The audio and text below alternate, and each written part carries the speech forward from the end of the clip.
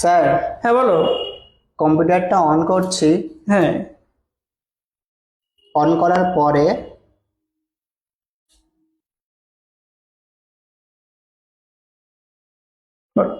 এই প্রবলেমটা দেখাচ্ছে। এটা কখন থেকে হচ্ছে?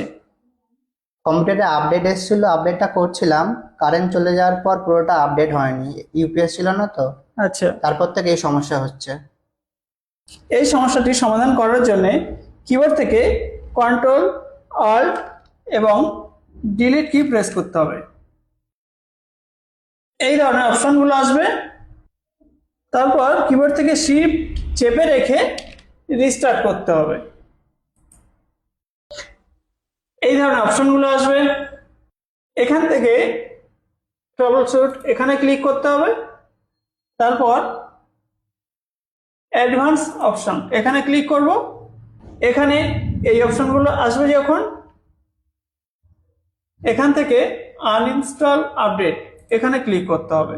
তারপর আনইনস্টল লেটেস্ট কোয়ালিটি আপডেট, এই যে অপশনটি রয়েছে আনইনস্টল লেটেস্ট কোয়ালিটি আপডেট এখানে ক্লিক করতে হবে।